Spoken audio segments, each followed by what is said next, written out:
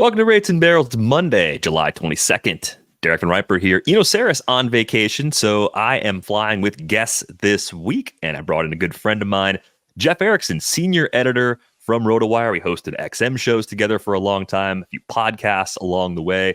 Jeff, how you doing? Thanks for joining me. TBR, I'm great. Always good to reconnect. We try to do this like once a year, basically, on one of our respective podcasts. So happy to do this. Fun to talk baseball anytime. Yeah, the reunion shows are always great. And as we do most Mondays, we'll talk about some fantasy baseball news you should know, since, the real world is keeping a lot of people occupied. It's nice to just have a little diversion that's different from that. So we have injuries to talk about. Actually, a lot of injuries. It was a bad weekend for injuries. That might be the thing you missed if you were caught up in the rest of the news. We'll talk about how we try to make up ground in the second half of the season, the types of players we're targeting, or what we do categorically speaking to make our rosters as strong as possible. At the end of the show, we'll dig into where the money went on Sunday in weekly fab leagues, and we'll talk about a few notable drops that may have some future value, even though they were just cut loose by some teams over the weekend. Let's start in Atlanta. More injuries in Atlanta. Maybe the team that's been the most snake bitten by injuries this year. Ozzie Albies and Max Fried both go on the IL. The Albies injury is a fractured wrist. The timetable is in the range of 8 weeks. So this is almost a regular season ender for Albies, unless he gets back maybe for the last week or two before the playoffs begin. Some questions as to whether or not Atlanta will be a team in the playoffs. They're in that position right now, but it's going to be harder to hold that as these injuries pile up, Jeff. This is kind of interesting, though, because they brought up a prospect. Nacho Alvarez is getting the call to the big leagues. So I'm curious, what are your expectations for Alvarez now that he's up from AAA to backfill for Albies on this roster? It's kind of a meteoric rise, especially because he wasn't especially killing it in AA.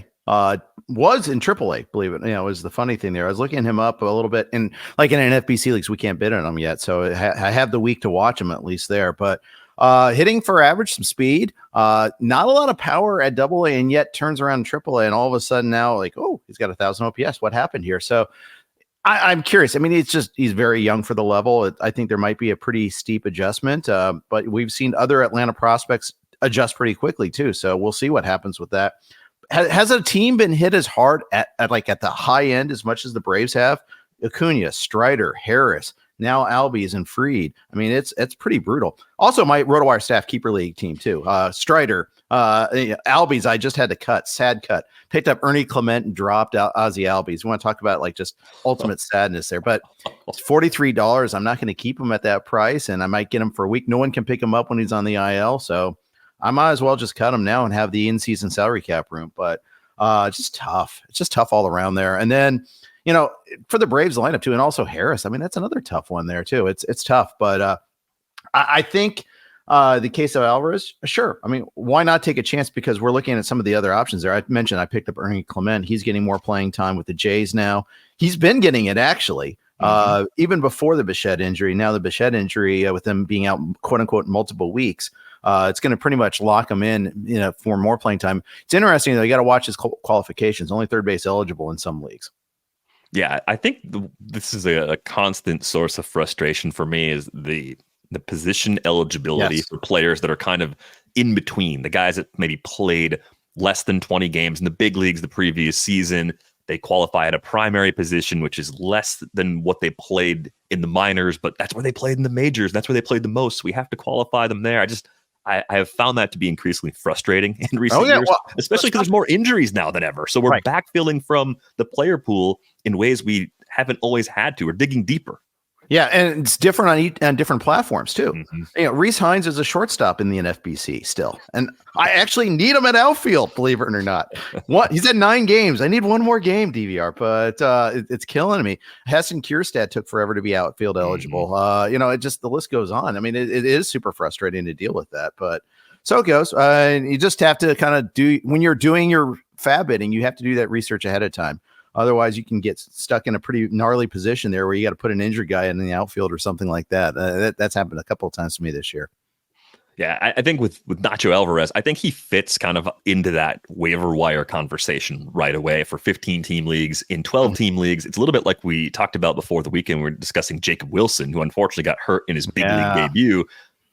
a different kind of profile where it's like it's hit tool first. But the thing we've seen from Alvarez that we haven't had a chance to see yet from Wilson is the stolen bases. So you have that categorical value. If you get that with a high volume of playing time, a batting average that's at least decent, maybe a good spot in the lineup eventually. I think with Alvarez, it's going to take a little bit of time because even with some of the injuries and some of the struggles of guys like Matt Olson, they've had, they still have a good lineup in Atlanta. They do. They do. Not show up and be the leadoff guy right away there. So, that's the thing that is different about Alvarez, the stolen base category in particular. I think he brings that categorical juice, even though stolen bases are a little easier to come by these days. You need more of them. Mm-hmm. That's where Alvarez has a little more shallow league appeal than Wilson, despite Wilson's ridiculous minor league numbers. Yeah, absolutely. The thing is, Wilson's got the pedigree too as a first round pick. So, son of a major leaguer. So that also helps the pedigree aspect of it there. Going back to the Braves, DVR, I'm amazed they're still 10 games over 500. They're plus 58 despite everything that's happened to them. And they're getting a subpar season from Matt Olson to boot on top of that. In Albies wasn't having his best year either. For them to be able to do all of this, it speaks to how good that core was built by Anthopoulos, and B, how weak the National League bubble is for the wild card this year. I'm just looking at the wild card standings right now. A team that's 47-53 is the second best run differential among those in competing for the wild card in the Reds. And I'm so down on the Reds. It's like every time I watch, I'm like, oh, this is not a playoff team. I'm a Reds fan, just for those who don't know. I'm so depressed about this team. Then I turn and look at the run differentials, and I'm like, nobody's good. These are all bad teams. Or they're all just decent. Yeah, they're all meh. Yeah, it's all in the eye of the beholder. I think it's going to a lot's going to hinge on what happens in these next 7-8 days. The trade deadline's a week from Tuesday already. The early trade deadline is not doing us any favors. It could be more fun, I guess, if more teams are aggressive, but the sellers are so bad that there isn't enough viable talent to go around. Right. I feel like if the deadline lets us down, it's because there's still the same number of teams that feel like they're in it a week from now that feel like they're in it today. And the Reds getting swept by the Nats, I understand that's a tough weekend for sure. It's not the start of the second half you were hoping for. I keep looking at that Reds team and thinking, hey, they've got a 1-2 at least at the top of the rotation that if they get into the playoffs, they'd be dangerous. We thought they were going to score a ton of runs this year. That hasn't been the case. Maybe the bats start to wake up. I keep looking at them waiting for that run, that stretch of 20 games where they reel off 14 or 15 wins, and suddenly they look like one of the good teams battling for those wild cards, and it just hasn't happened. Right. And waiting's the key word. I mean, we're waiting for Noel V. Marte. We're waiting for Matt McClain. We're waiting for TJ Friedl again. One of these is not like the other. But I think at the same time, it just, CES was bad and then hurt for the rest of the year. That was a tough one for this team. It's just, they've had some retrenchment, like Will Benson. We should have probably seen that he was going to retreat this year, but maybe not to this extent. The funny thing is, like, Jonathan India has been on a perfectly cromulent stretch here where he's been fine. They've had some good things happen, but it's just not that dynamic of an offense right now. And it's kind of what happens sometimes. You build around potential. Sometimes it takes a while for it to realize itself. Yeah, it seemed this time last year that the Reds rebuild was going faster than expected. Maybe it's on a more typical timeline, and some of that is some injuries, of course, McClain and CES both being down. I had high expectations for Christian Encarnacion Strand. I still do. I think part of the reason he struggled this year is he tried to play through that injury for several weeks. I think that's what sapped his power. So we'll see if I can fall into the same trap again in 2025 and have Christian Encarnacion Strand on too many rosters. Circling back to Atlanta for a moment, Max Fried is on the IL with left forearm neuritis. This is a relatively new injury that I'm starting to see get diagnosed more often, but the MRI showed no soft tissue damage. There's no official timetable for a return. He first felt this injury while warming up for his All-Star game appearance, which is a kind of a bummer, right? You get to make the All-Star team, you go out there and get hurt out in that particular game. This is a team that's kind of in a weird spot because of their pitching and depth injuries too. I think AJ Smith-Shawver is the most interesting guy if he gets an opportunity. He hasn't pitched great this year at AAA. He's been a little better recently. They brought up Dylan Dodd on Sunday. I'm very curious with the Braves, Dylan Dodd, Bryce Elder types, the non-prospect guys they have rotated through. Do you see value in any of those guys, or do you try to stick more to the Hurston Waldrips when healthy, the Smith Shavers, the Spencer Schwellenbachs. Like, do you trust them as an organization that can take the less exciting arms and still make them valuable enough for fantasy purposes? I tried that earlier this year with Elder. It didn't work out so well, but I and the thing is, like in draft season, I had proper reservations about Elder, and then I got desperate once they called him up, and he looked good for 2 starts at the bigs, and then he kind of appropriately punished us. So Schwellenbach is, the funny thing is, he's actually kind of stabilized a spot in that rotation. They finally got one of those guys to stick, where they've kind of been cycling through that spot all year long, right? And Waldrop struggled when he got the call. Elders struggled. Smith Shaver, like you said, has been hurt a lot. I want to see Smith Shaver again. I think that's the guy that has the big upside, but like you said, hasn't pitched well, hasn't pitched much. And I think that's the other problem too. I don't think they bring in anybody from the outside for that spot. I think they're going to more address their offensive issues if they do anything. I think maybe they try to add it. The annual Braves let's add an outfielder phase of the trade deadline season is coming up here. Yeah, Alex Anthopoulos will do something. It might not be guys with multiple years of control, but I think it's at least trying to patch up some of the leaks on the roster, try to stay afloat. Like, why give up a season in this window? I mean, the core is so good. If they get to October, we know they're a legitimate contender should Fried come back healthy. And if Albies does make it back before the end of the season, I think they can still be a problem team come October. You mentioned Bo Bichette's injury. It's a calf strain again. He missed 4 games before the All-Star break with this. When I did a second half bounce back candidates draft, the rules had to be negative value by Fangraphs player rater in 12-team leagues. So Bichette was eligible. I kind of waffled on it. So I think he's healthy because last Friday, it seemed like he was going to be okay. He's not. He's on the IL and multiple weeks is what they're saying, which is not helpful because, 2 weeks, not so bad this time of year, even though it's less than ideal. 4, 6, 8 weeks, all of those scenarios are probably situations where I'd probably cut Bo Bichette in most formats because he has not been himself this year. I think the bigger question is, like, what is going on with Bo Bichette? Do you see him, if you're in a keeper league, you're not going to win this year. Do you see Bo Bichette as someone you're trying to get right now that will make you better in the future? Or do you think that window has closed a bit? I struggle with him because the drop off has been so steep this year.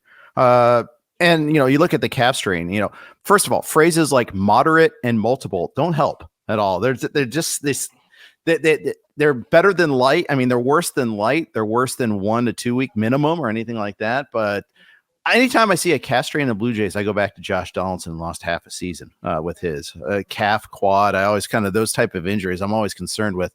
I think he's kind of a cut in redraft leagues and keeper leagues. Doug Dennis has been trying to peddle him in our league that we're together in XFL, and I haven't bit. So I guess I'm saying no there too. The thing is with Bichette, all along we've been tracking the sprint speed, right, for like 3 years now, and we've noticed that we expected him to stop running a lot. If he doesn't run, what does he do? He's got to really either hit for a high average or power or both, and right now he's doing neither. It's a roto profile that's actually similar to Tim Anderson. Like when Tim Anderson was good, big time average, power that was good, not great, and then the speed, 15, 20 steal speed. And that speed for 8 as a base stealer in a season where stolen bases were just free. It never made sense. Like, it didn't make sense in 2021 when Bo Bichette went 25 for 26 as a base stealer either in the old rules for stolen bases, right? Like, it was, to me, more of a guy that should have been a 10 steal guy in the old landscape and probably be like a 15-ish steal guy now because of the decline in speed. Still picking his spots, still doing that enough to be useful. And I think when you do this at shortstop in particular, the shortstops who don't run are a really tricky group because most players at that position give you something in that category. So that's like another little knock against Bo Bichette. I think about how the draft market treated Carlos Correa this year outside the top 200 in ADP, I think, for all of draft season. I don't know if Bo will fall quite that far, but I think he's going to be at least after that pick 150 range. And if he's outside the top 150 in ADP, he's probably not a foundational keeper in Dynasty League player right now either, given all the questions. I mean, right. The other thing about Bo that we've talked about on the show before is we love pull power. It's much more consistent. It's much more reliable than oppo power. And his approach is to spray the ball over the place. And I don't know if that lends itself to the power we really want. I don't know if he can change. I don't think his swing's built for it. I don't think he's a swing modification guy. I think Bo is what you see is what you get as a hitter. And the best versions of him might be in the rearview mirror. Maybe 2023 is the new ceiling. It's not the power and speed and average that we saw back in 21. You're trying to say that the son of Dante Bichette doesn't adjust to the consensus to what people think they should do? Yeah, I can see that there. Absolutely. Yeah, I'm with you on that. And I'm with you also on the pull power thing too. I mean, I think we're going to talk about Julio Rodríguez for a different reason, but I mean, that's been a thing that's been just a big flashing button all year long with him. And so I think the more we learn about that, the more that we kind of push on that, the more we start to see, okay, this isn't as reliable. This is going to be more mercurial. And I think that's the case with Bichette for sure. Of the players the Jays have been relying on more in this infield in recent weeks, Spencer Horwitz has been among them. We've seen Davis Schneider off and on all season. You mentioned Ernie Clement earlier. They've brought up Leo Jimenez. Do you see any consistent future regulars in that bunch? Do you see any inexpensive pickups that turn into long-term players that we're actually excited about in our deeper keeper leagues? I think I had to decide whether or not to keep Davis Schneider last year in the RotoWire Staff Keeper League and didn't. And I kind of regret that a little bit, but I also don't, it's only of a kind of regret. They're kind of a similar profile too, right? Kind of late bloomers getting some playing time. Mm-hmm. You fight back with Spencer Horwitz. I don't know. You could get, I think they're just, in leagues where playing time is king, they're useful. So an only league, an 18-team mixed league, 15-team mixed league, you can find that there. They're nice pieces. They're like your last keeper. They're just especially if they have the multi positions. I think that's always nice too.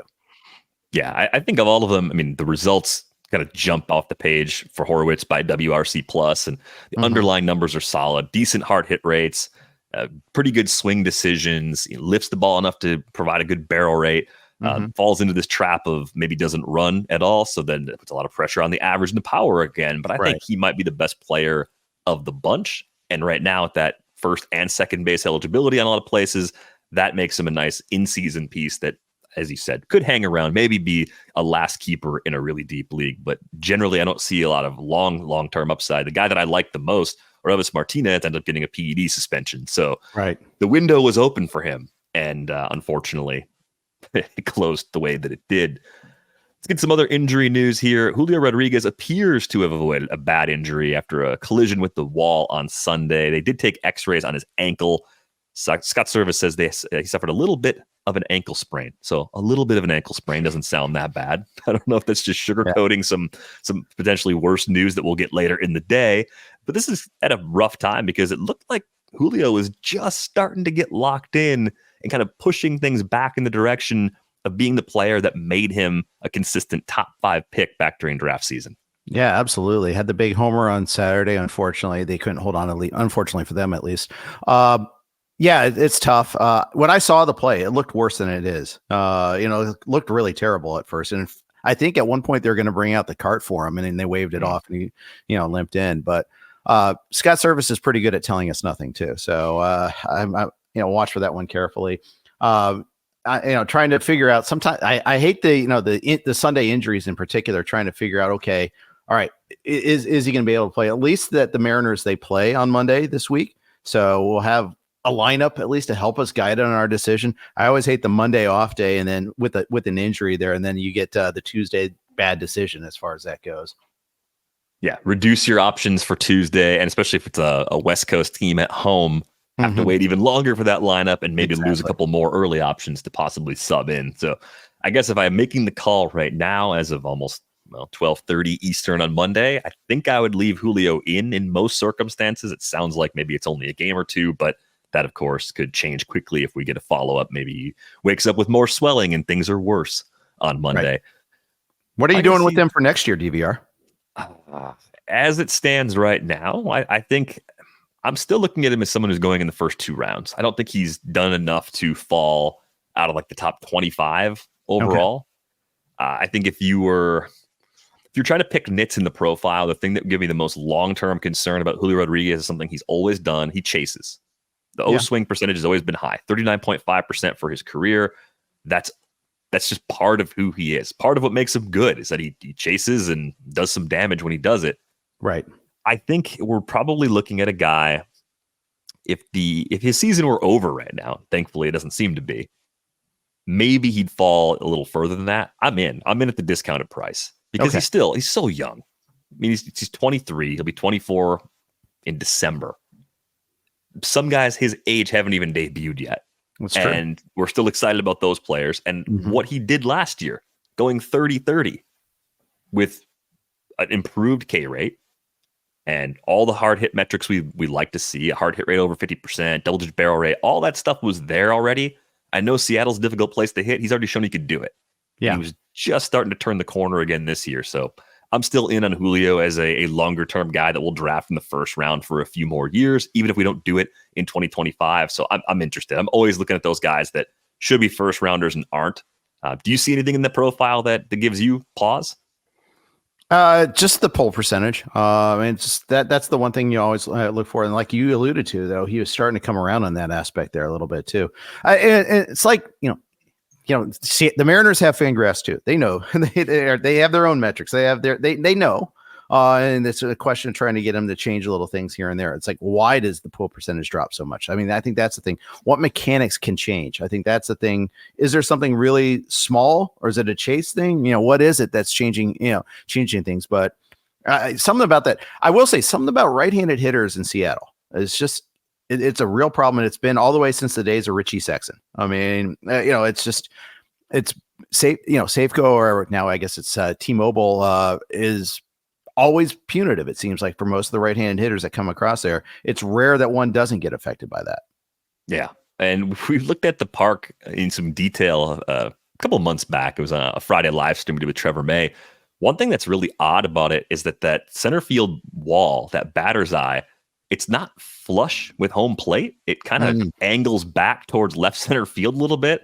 I don't know if that causes some of the depth perception issues. Teoscar Hernandez talked a lot about how he didn't like hitting there after leaving in free agency this offseason. I mean, it's not impossible, but it does seem to be a lot more difficult than the typical park for a right-handed hitter. And it's a combination of different reasons. Obviously, it boosts pitching, though, too. You see the strikeout rate park factors in Seattle always at or near the top of the league. Yeah. So it kind of tracks going the other way. It's like, well, if it boosts strikeouts, then it is obviously working against hitters. So I don't know, like, again, seeing how well Julio played last year gives me a lot of confidence that he's fine. Whatever it takes to do well there, he has found a way to manage it. But I will be a lot more careful with guys, like Mitch Garver or Jorge Polanco, who I liked quite a bit. Polanco's a switch hitter and still hasn't been that good this year. But I thought Mitch Garver was a great second catcher this year, because I thought he was going to DH, get more playing time than most catchers, bring that power that we've seen in the underlying numbers year over year, and then do it with less risk of injury, being just a backup to Cal Raleigh occasionally, as opposed to having to catch half the time. Yeah. Yeah, you always like that there. The playing time for a catcher that isn't at catcher is always the best. But I agree. It's been really bad. Mitch Haniger went through a huge homerless drought earlier this year too. Someone who actually had conquered the park to a certain extent before his string of just horrific injuries there. But maybe it's just because we had small sample size in happy fun ball land and not anything that that was bankable, as it turns out, unfortunately. Yeah, we got one more Mariner to talk about a little bit later in the show in the Where the Money Went section. He seems to have no problem as a righty in Seattle so far. It's been a small sample. But the other player I wanted to ask you about real quick is Ty France. He was placed on irrevocable outright waivers. And France went to Driveline. We like players going to Driveline. It tends to make players better. It doesn't always work. Sometimes you make adjustments and the adjustments don't make you better, or you get the same result just by taking a different road. And I kind of think that's what's been happening for most of the year with Ty France. But given what we've seen from him in his career, do you think there will be other teams ready to pounce and say, hey, he's an upgrade to our infield situation? We're going to throw him out there at first base and make him a semi-regular, even a regular, because if this ballpark is deflating righties, just getting out of Seattle alone might make Ty France somewhat interesting for us again. Snake Plissken, escape from Safeco or escape from T-Mobile. Maybe the Houston Astros. They could do a righty-lefty thing with Jonathan Singleton. Maybe that's a possibility. We've been talking about the Astros getting a first baseman somewhere down the line. I think anyone will take a chance. I mean, I think the Reds could use him. Take a chance on him there too. I think that'd be another option. But it's been a 2-year decline for him too. He was awful last year. I think that's something to kind of forget. He was healthy last year too. 158 games, tons of plate appearances. I don't really have too many answers, except he's kind of a late cook guy to begin with there. Debuted at age 24, really didn't come into a full-time playing time until age 26. And it's a short, it's a kind of a short peak. And I think that might also be true. He doesn't have, he doesn't have young player skills. No, he doesn't. But I like that he's got a career high barrel rate this year, 9.2%, lowest O-swing percentage since 2020, which, shortened season. We played 43 games that year. The trade-off has been more strikeouts than we've seen since the start of his big league career, right? We saw him run low to mid 20% K rates back in 19 and 20, and that's what he's doing so far this year. But I think you're right. There's a handful of teams, Astros, Reds, among them that make a lot of sense. I mean, the Park Factors lottery is something I talk a lot about in the offseason.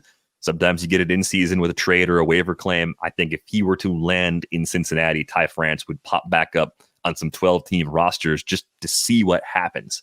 Could be a temporary thing, but I think people would take that bait just to see if those adjustments start to pay off in a new environment. Kind of rapid fire through a few of these here. We got Carlos Correa with a right plantar fasciitis problem that has put him on the IL. Anything with the feet with Carlos Correa is just an extra red flag now. And I've been more on the side of taking the risk with Correa than a lot of people. But as I mentioned earlier in the show, he does fit that profile. Like, even when it's good, he kind of hurts you because you have to go get those bags from some other spot. If Carlos Correa is your middle infielder, you're probably getting a 0 or something close to a 0 in steals, and someone else has to pick up that slack. What's amazing to me is I often look at the stolen bases as a little proxy for defensive range, and that's just not something that's true with Correa. Correa's defensive reputation is held high all this time. His last stolen base, though, is 2019. It's wild to see that there. But you're getting some power. You were getting the hit tool was great this year. This is something you hadn't gotten last year. But unfortunately, I kind of expected him to be, this is the injuries that we kind of expect out of him. And plantar fasciitis, it's no fun at all. It's the sort of thing that it's going to take a whole off season to kind of fully cure. Even when he does come back, he's going to be kind of somewhat impacted by that. All right, and given the past issues with his feet, with his ankles, like you worry that it's connected. It's a related problem that won't get completely better until he gets that prolonged stretch of rest. So definitely more concerned about Correa than I'd be about other players trying to come back from that injury in season. On the good news front, we have Mike Trout starting a rehab assignment with Salt Lake this week. That's a little sooner than I expected. They were saying that he was hoping to do this by the end of the month, so maybe a week ahead of schedule. Good news there. JT Realmuto came off the IL on Saturday, so nice little boost for a Phillies lineup that didn't even need it, but good for us on the fantasy side to get Realmuto back. And the Dodgers, they got Tyler Glasnow coming back from the tall guy back injury, as he referred to it. That's coming on Wednesday, with Clayton Kershaw rejoining the Dodgers rotation on Thursday. And the Kershaw one continues to amaze me. I didn't think Clayton Kershaw was going to pitch at all this year, Jeff. I was not optimistic about it. No. And the Dodgers could conceivably get 2 months out of him in a rotation that desperately needs it if he's got that stuff kind of back to where it was last year. Do you think the fact that they desperately needed it kind of accelerated the timetable just a little bit? I mean, in some ways, that's possible, but the arm is what it is. Like the velocity kind of looks similar in these last couple of rehab starts to what we'd seen a year ago. I worried that he'd come back and it'd be 86, 87 and be like, well, this isn't going to work at all. But I'm cautiously optimistic that we could get, I don't know if we're going to get ratios like we saw in 23 or 22. I mean, how underrated is the later part of Clayton Kershaw's career because of injuries? Right. Absurd ratios, still over a strikeout per inning.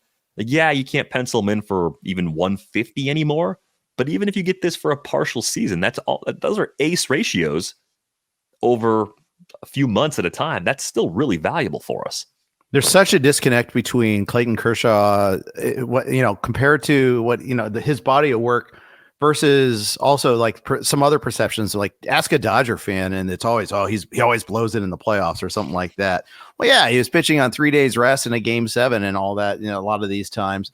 It's a very interesting legacy that he has. For this year, I'm a little concerned about how deep he's into games he's going to be able to go. He's thrown 10 innings so far in the minors. I mean, he's had 3 minor league rehab starts, and he had a setback after the first. So I'm pretty cautious. I'm excited because he's Clayton Kershaw. He's a GOAT, but at the same time, I don't know how much you're going to get out of him. Is he going to even go 5 in his first couple of starts? Yeah, I think the last outing he had at AAA was 67 pitches. So tack on 15. That seems to be kind of the rubric for a lot of teams. It's they'll give you 15 more than last time. I think he can go 5 with 82 pitches. Yeah, he doable. Could. It's doable, and he gets the Giants to start too. I mean, that's a pretty good landing spot there. They avoided the Red Sox, and then if all holds, I think our projected starters grid has them like against Oakland after that. But it's going to be it's a lot of moving parts right now. We got River Ryan making a start tonight. We've got, Robleski. We'll see if he goes. Do they skip like a Landon Knack in there at some point? They've got 5 games the following week, couple off days. So it's going to be tricky to kind of pin down where they're going to make their next starts. I get the sense that the Dodgers are going to quietly go back to the 6-man rotation. They do that from time to time because they want to keep everybody fresh. I think the Tyler Glasnow back injury was just a way of giving him an extra breather around the All-Star break. Yeah, I think the kind of thing that he would have pitched through if it were September, October stretch run and they needed him to.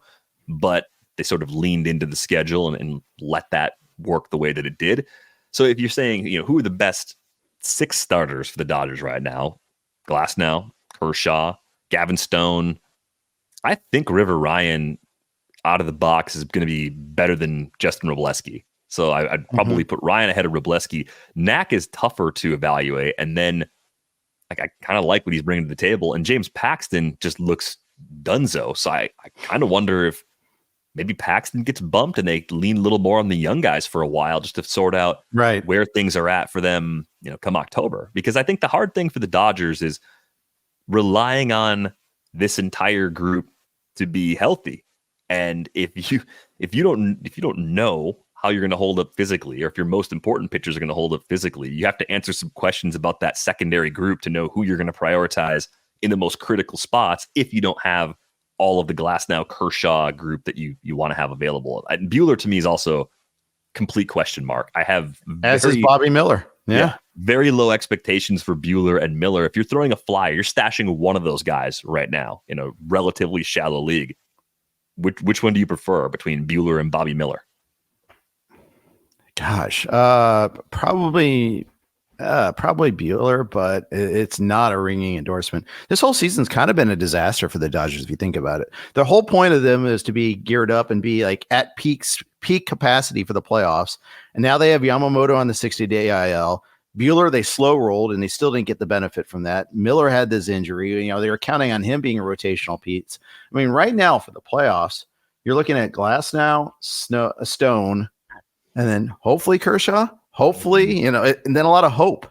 And it's just, they just don't know. And, this is supposed to be like, they've been sick and tired of being not ready for the playoffs, and their closer situation's a mess again, as it's been for a couple of these times in the playoff runs. I mean, who can forget that they changed their closer a month before the playoffs started with Kimbrel a couple years ago. Now Phillips is a mess. I mean, it's for such a good team, for a team that's going to make the playoffs. We know they're going to make the playoffs. It's a disaster.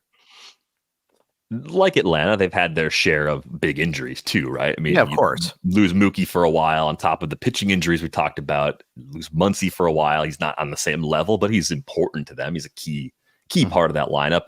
I think it's weird that they've kind of cruised along without addressing shortstop for as long as they have. It's strange that a team this good just doesn't have the long-term solution at that position. You don't really see that player on the horizon in their minor league system just yet either, at least not as someone who's like knocking on the door for 2025. But yeah, they need a little bit of help all over the roster. And I think that's the case with most contenders. Like we have, Right. even among the teams that are kind of clearly projected to be in the postseason, I think we have a lot of parity. I think we could have another bizarro October where we see two wildcard teams match up in the World Series, and it wouldn't be that surprising at all. Absolutely. I mean, look at the Yankees stretch over the last month. I mean, look at the Orioles back of the rotation. I think the Phillies are the most complete team out there, probably. But I mean, they could use another outfielder. They don't really have one set closer. They have a bunch of good pieces in their bullpen, but it's interesting to see they don't necessarily have that hierarchy. I don't know if you need to have that, but it is interesting. You're right. I think there is a lot of parity. Yeah. Right now, the Phillies look remarkably healthy on their depth chart. Yeah. So, yeah, especially now they got Realmuto back. Absolutely. But they've been through some stuff between Realmuto and Turner, and a couple of the pitchers have been dinged up at times. Schwarber have had trips. Yep. Hanging in there, though, so far. Let's get to our strategy talk for today. I just wanted to ask you some general questions about what your process is for making up ground in the standings. So when you start to go through the process of trying to chase down the teams in front of you, where do you begin? Is it category by category? Is it looking at your roster, looking at what they've done versus what they're projected to do, and trying to find over and under performers? Like, what's your process at this point in the year?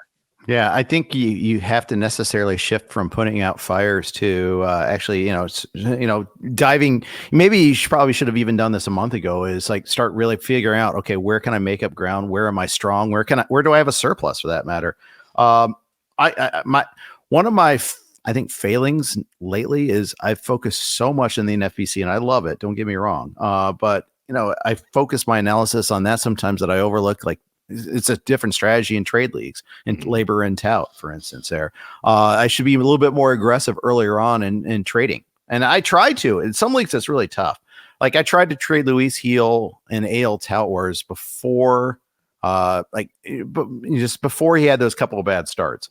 And he was at the peak of his powers, and I just needed hitting. I spent $200 of my auction budget, AL only, on hitting, and I still needed hitting. That tells you how my season's going. But in the meantime, though, like I hit on Heel and like, okay, well, let's go try to get Randy or Rosarena for him.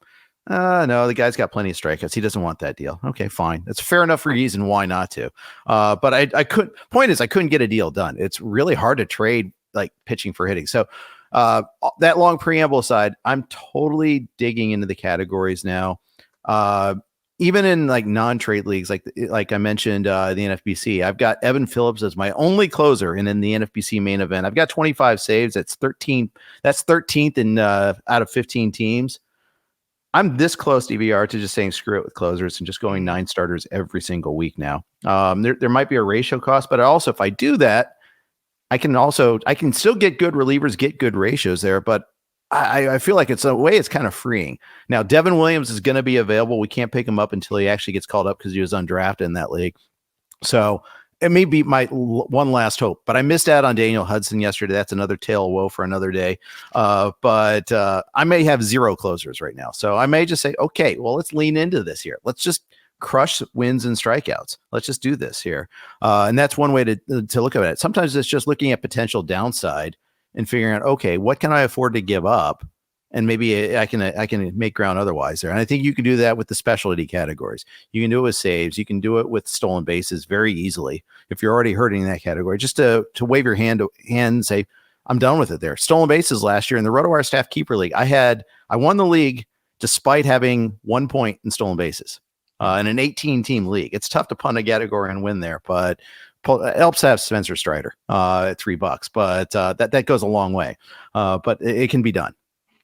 Yeah, I think if you haven't at this point in the season decided you can punt a category, then you're never going to punt it. Like you Right. have to be willing to make that move now because you need to use the last 2 months to your benefit. You can make up that ground if you actually do get away from the categories that you're really only lose maybe a point or two, and maybe you're already in last in a category. Maybe you accidentally punted it already. Like just stop allocating the resources toward it. And I think where that becomes even more tricky is if you're in a league that allows trading, which is most people play in leagues where you can trade.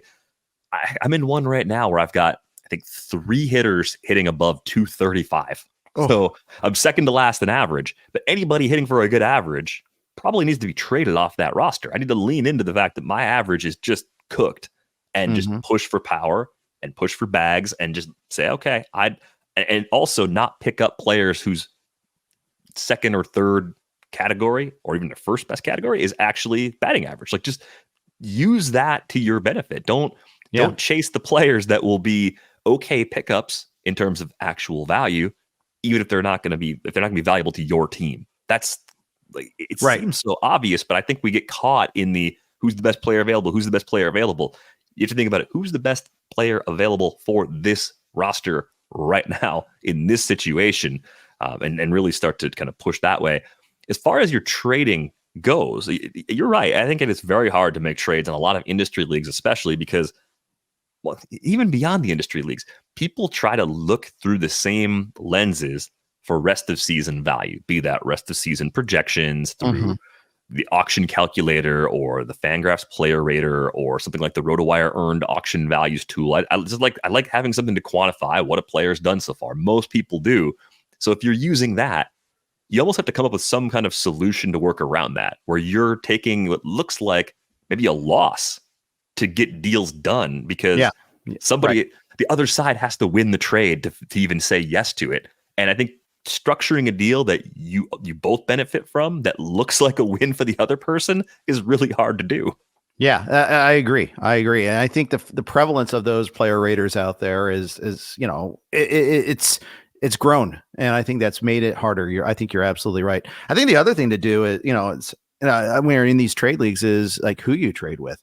It's not just helping yourself; it's also like attacking your opponent's flank. Like if you can trade away, if you're trading away a closer, for instance, try to trade him to a team that's catching your rival in the saves. That's another thing, another way of doing it there. Make him or her think about, okay, well, I now have to go get saves. And, it can be really freeing if you're doing that there too. Sometimes remember, it's not just you gaining points, it's your opponent losing points. That points to saints. Now, the problem is if it's a multivariable equation there, it's not just you versus one other owner. Typically, it's you versus like 3 or 4 other owners, and maybe 6, and you don't realize it. The bigger the league, especially there. So that can be a little harder. But I think that's another thing is like, trades are necessarily a collaboration to begin with there. You might as well start to think of it in those little Machiavellian terms there and make them, think about, okay, well, I can hurt my opponent doing this too. Absolutely. I think that gets lost a lot of times in roto leagues. People just are not thinking about ways to help the teams catch the teams in front of them, the other teams that are in the equation.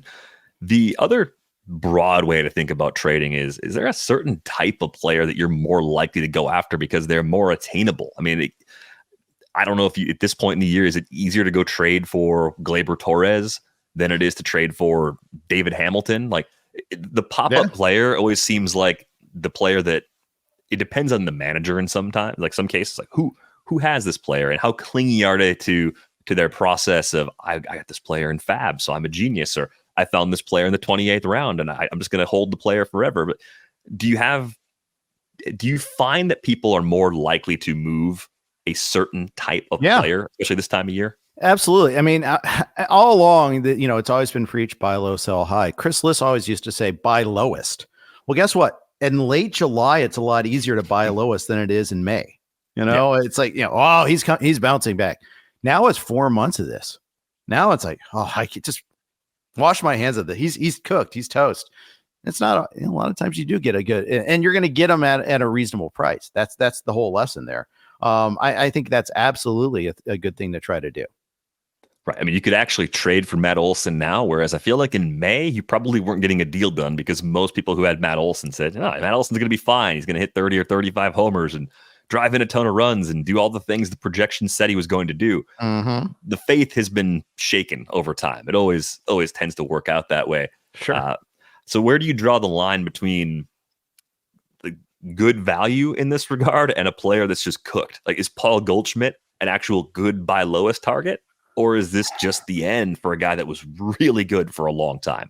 Yeah, I mean, and age is the question there, right? I think whereas Olson's a little bit younger, whereas Torres is 27 still, 28. I think, you get a first baseman in his mid 30s and you worry he's about to go Jose Abreu on you. I mean, I think there is that concern. But Goldschmidt wasn't Abreu. He was mobile. You think he's going to be different. And Goldschmidt, remember, he had a dip before he went to the Cardinals. There's a reason why the Arizona traded him away, thinking they were trading him at the right time. And then he turned around and had an MVP season in St. Louis after that. So Goldschmidt's a tougher one to kind of wash my hands of. I think, it's a specific example. I think that makes it harder to tell, but I think he's the type of player we probably should be thinking about that a little bit more often. I'm worried about the cliff a little bit there. Pitchers, its velocity is usually our velocity, and other metrics kind of can tell us the tale a little bit more. I feel like we have more tools at our disposal to try to help us with pitching than we do with hitting. Yeah, I think that's the case too. I mean, I think that's where like Eno's Pitching Plus and stuff models. You look at the way we can get very granular with pitching analysis. Mm-hmm. I think it rightfully gives us more confidence in our pitching analysis than we used to have. And when we're looking at Goldschmidt or any old hitter, we have a couple new toys. Like the bat speed stuff at StatCast is kind of interesting, but we don't have previous years yet. Yes, I think once we get a few years into it, we'll say, oh, okay, bat speed has declined this much over this 3-year window. Okay, maybe this really is the end. But if we see, the bat speed actually hasn't changed, maybe the raw ability hasn't fallen off as much. I mean, there's more to hitting than just bat speed, but it just feels like we're lagging behind in the available granular information about hitters. I would completely agree with that. And I think maybe that creates more buying opportunities if you can find reasons to be clingy. I mean, part of what I liked about Bo Bichette in the second half bounce back draft was that even though he's been terrible, I thought he'd play every day because I thought that calf injury was behind him. Clearly it's not. But Ke'Bryan Hayes, I look at Ke'Bryan Hayes and say, that's kind of a buy lowest. He's disappointed us for the better part of 3 years now. But I think now we're getting to the point where people are saying, all right, it's just not going to happen. I just see a guy who's going to play every day. And if he happens to have his best 2 months in the last 2 months, maybe it works out and I'm getting a player for a fraction of the price he would have been on draft day. A guy that was a top 150 pick in a lot of leagues. Maybe I'm giving up a bottom of the roster sort of player for him and he could be a regular for me. He was a cut in 12-team leagues when he got hurt. I saw him on the waiver wire in places. I may have placed him on the waiver wire in a place. That's possible. You want to talk about a 6-week stretch plus spring training that really fooled us. Ke'Bryan Hayes, thought, the power's finally kicking in, guys. It's coming. It's happening. I feel like it's arrested development there. It's happening, but no. I think it's a great point. Playing time is going to help us. But, funny thing is, for a while, he was even losing some playing time with the Pirates. There was a couple of days off here and there, and even they were starting to lose patience with him. But his defense is so good that I guess Hayes should keep getting chances. I mean, because let's face it, if he doesn't hit, I mean, it's a big failure for the organization. Yeah, I think the growth we thought we were seeing in the second half of last season also tricked me a little bit with Ke'Bryan Hayes as well. One other in-season question, is there any player that's popped up this year relatively unexpectedly that you're believing in as a legitimate, like, hey, we're going to care a lot about this player going forward? I mean, Spencer Steer was kind of one of those guys last year that I was pretty skeptical of all season long, and he ended up coming in with an ADP close to the top 100, I think, when it was all said and done. And some of this goes all the way back to the Jose Bautista surprising breakout years ago, which I think cost me a burrito to you. We had a bet the year after that happened. I took the under on whatever it was. It was like I forgot 25 homers for Jose Bautista. I'm like, no chance, no way. This was the flukiest thing we ever saw. That's amazing. I totally 40 forgot or something. about that. Yeah. We talked about one such player last night, Brenton Doyle. I whiffed completely on Brenton Doyle. I just dismissed it. It's like, oh yeah, we're going to pick him up and drop him again this year. And no, he's like a top 20 player. There has been surprising amount of growth, and I never expect that from a paste eating Rocky. But here we are. He's actually had that growth, and I still don't think you can trust him on the road that much. But I mean, he's just been so good otherwise. So yeah, that's one guy. Next year, I'll definitely treat him a lot more seriously. Yeah, Brenton Doyle is the guy everyone hoped Nolan Jones would be this year. And Jones has been hurt. I think when people say, what happened to Nolan Jones? He had a back injury, and then the same back injury put him on the IL a second time. It's a lost season for him. But I also missed on Doyle. And the annoying thing about it is I remember Derek Carty's system, the Bat X, spit out a pretty nice projection for Brenton Doyle. And I looked at it. I looked at what he did last year, where he struck out 35% of the time. And I said, that's stupid. That projection's dumb. It's like, the projection is what it is. Like, why would I argue with that? And the other part of this with Brenton Doyle that I think needs to be always part of the analysis is just the lack of experience for players needs to leave the door open for the possibility of improvement regardless of age. And then the added context, the paste-eating Rockies did really well here. They found Brenton Doyle as a 4th rounder out of Shepherd University. So if we think about the varying levels of competition that players see on their way to the big leagues, amateur, pro side, we've talked about AAA being down, the overall pool of pitching in the minor leagues being weak, the decimated short season leagues having an impact on player development. All of those things are, if they're all true, it's going to take players longer to find their stride against top level pitching. So I think this is a classic example for me getting too fixated on one thing that didn't look good and not just looking at the fact that there was power right away and there was speed right away. And Brenton Doyle was a fantastic defender in center field right away.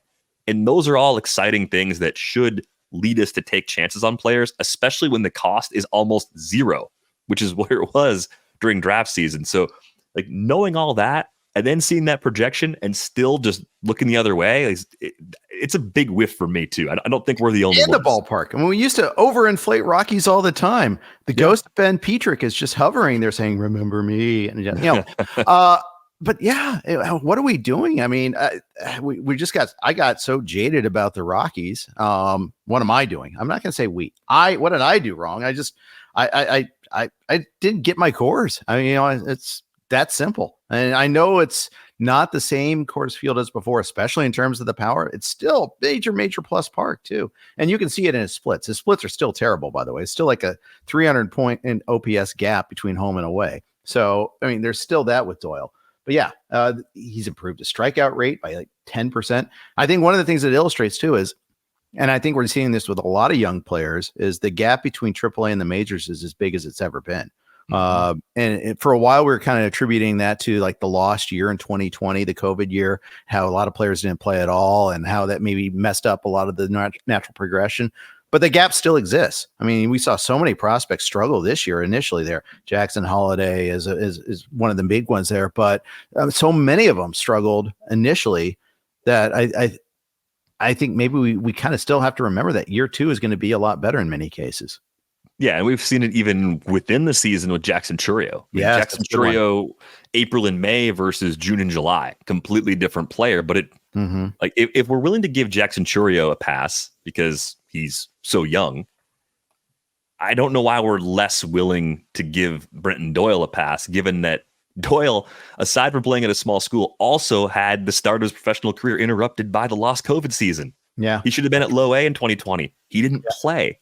So it's just, we just can't dismiss these factors as meaningful. And I think the strikeout rate in the minors is the one thing. If Brenton Doyle has taught me anything, it's that I need to be more optimistic about Rhys Hines maybe striking out less over time in the big leagues. It is possible. And because of the tantalizing power, the fact that he has some speed and he has some defensive value, all those things are good things that could make Rhys Hines a better player than projections would even tell you based on those high K rates we've seen throughout his time in the minors. Yeah, I think it's easy. And I think it's still, the strikeout rate in the minors is still a pretty fair proxy for how a player is going to hit for average in his first year in the bigs. I think that still holds true a lot. And it's like 38% at AAA for Hines. I mean, it's astoundingly high. But it does, I think you're right that kind of have some optimism for year 2 for sure. Lesson learned, thanks to Brenton Doyle. Simple question for you here as we kick off our last segment, where the money went. I'm not allowed to even answer this question. That's why I have to ask it. Is Victor Robles back? I wasn't so much on him, and then I saw like the best player in my NFBC league take him. Steve Jupinka took him in the main event. He went and got him in reaction to Julio's injury, I thought. But then I looked at the numbers a little closer, like, whoa, wow, he's really having a pretty good year with the Mariners. What happened there? Of all places, the Mariners. That's the thing that's amazing. I mean, I think there's an easy it's easy to say sample size is an issue here. But I think there's at least, it's worth exploring. It's at least worth taking a stab and seeing if, maybe there's something there. But it's just so weird to see him, flop with the Nats and then excel with the Mariners. It doesn't feel right. But he might be getting a lot of playing time coming soon here. So that's one thing that we should start to look for a little bit.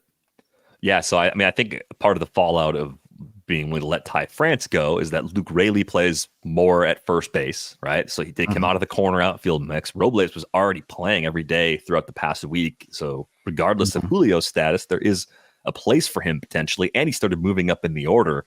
I think I only picked him up in one league because I'm not going to get out of my mind. You have a brand, after all. Yeah, I've been hurt enough times here, but my intrigue comes from not really getting a look at a healthy Victor Robles last year in the new stolen base environment where, hey, if you're playing every day and he's a good defender and you're just doing that, hitting for an okay average, getting on base enough to play, stealing 30 or 40 bags cheaply, like that plays. Like if you told me, yeah, he's back, he's going to be Willie Castro from a 5x5 perspective the rest of the way, that plays. Like that's a decent fantasy player. And if Steven Jupinka is on Victor Robles, then we should all probably leave our minds open to the possibility that Victor Robles does in fact have something left in the tank, given how good Jupinka has been, well, pretty much forever. Other players that got picked up this weekend of note, we've talked a lot about Luis Ortiz and the adjustments he's made this season. He's currently stepped into the Pirates rotation and really filled a back end spot capably. The two guys that we haven't talked a lot about, Ryan Nelson and Albert Suarez. Nelson came out and pitched really well in his first start of the second half against the Cubs in that matinee on Friday. So I think that drove some interest. And Suarez, because of the injuries and some of the ineffectiveness in the back of the Orioles rotation, looks more stable now than he did really at any point earlier this season as a member of a good team's rotation going forward. So what was your interest level in Nelson and Suarez and some of the other pitchers that were out there this weekend? So I've been rostering Suarez for about a month now. So I'm just, it's a hold. In fact, I was like, well, maybe he's going to lose that spot. Maybe we should cut him. Like, nope, he's got two, I think 3 or 4 weeks ago. Nope, he's got 2 good starts. We'll hold on to him. And it worked out. And so I've just kind of remained loyal and I kind of just wait when he, hold on to him. And then he gets, the Marlins to start off this week. And then the Padres, that one scares me a little bit, especially not in Petco, but instead in Baltimore. Although Baltimore's not obviously a much better place to pitch now than it ever has been in the past. But he's interesting. I still remember, he made his debut when Jackson Holiday in spring training debut, when Jackson Holiday did against the Phillies on that ESPN game. And he kind of stole the show. Holiday still looked good, mind you, but Suarez was the sneaky find in that, watching that game. And you're like, oh, kind of square that one away. And it's kind of worked out so far. So yeah, I'm on board with him. I'm using him and even 12 teamers this week. I think he's quite interesting to me. Ryan Nelson, kind of done the whipsaw thing with him. I mean, let's face it, when Nick Pollock talks up a pitcher, we listen, and he did a little bit in draft season. So I think I rostered him in a couple of places, deeper leagues. Even had a first couple of good starts, then got hurt. Been kind of in and out on him. This Kansas City start, I'm not sure if I'm in or not on him. What are you? Kind of leaning towards in for deep leagues. This is where the money went focuses on 12-team leagues. I don't know if I want to use Ryan Nelson in a 12-team league. Yeah. And the Royals have been a team that I tried to stream against earlier in the year, got burned a few times, and I've been a little more careful about it. So Nelson to me is right on that borderline of probably not good enough or consistent enough for me to feel good about using him in that matchup. So I was not in on Nelson, even though I was impressed by that start on Friday. Yeah. It's a matchup of two teams that are kind of sneaky. I mean, Arizona's hurt some teams too, especially hurting some left-handers. Ask anybody at Justin Steele on Friday about that. But they've been pretty sneaky in that respect too. And then a couple other guys, I see like we're talking about some of the other pickups there. Well, we're going to talk relievers later, so I'll hold off on that. My tale of woe for that. Oh yeah, Daniel Hudson was popular, and I'm not convinced that the Dodgers sit tight without upgrading that back into the bullpen. And maybe it's going to a team like the Marlins and trading for Tanner Scott. Like we saw Ben Joyce, and we saw AJ Puck get picked up in a lot of leagues because you want to be a week ahead of the deadline if you can. The bids are going to be much smaller on those players last night than they will be either this coming weekend if it happens before the deadline or the following weekend if a trade happens in the actual deadline day on the 30th. But for Hudson, I mean, it was probably a relatively inexpensive bid for you, wasn't it? Well, okay, so you would think that, DVR. This is, keep in mind the history here too. I have Evan Phillips in the NFBC main event. I did the whole free look thing, bought Hudson for his win in Korea, got a bonus save from that. When Phillips went on the IL, I picked Hudson back up again. I still have Phillips, and I don't know what happened to him, but he can't get a left-hander out to save his life. Last night happened. I had a small bid on Hudson just because Phillips has been leaking oil to begin with. And then I'm watching the Sunday night baseball game, and unfortunately, and of course it had to happen on Sunday night right before the FAB deadline. I upped my bid from $7 to $37 and then $37 to $43. Just, let's just go a little higher just in case. I lost 44 to 43. The guy I absolutely have to have, it's just because I have Phillips. My other, I had Jordan Romano as my second closer. So, this is why I'm looking at just saying the heck with it and not getting a save the rest of the season. We'll see about this, but if I don't get Devin Williams later, but just the guy that's been on Hudson all year, then loses him when I absolutely have to have him by $1. Come on. And it's the guy that's behind me in saves too. Another reason why I should just forget about saves. So it's just all adding up that 9 starters is going to be the way to go. Or I'll throw in Ginkel for a week just when I have a bad set of matchups. Hudson has been really good around all the injuries, kind of going back to 2022. It's just a good pitcher.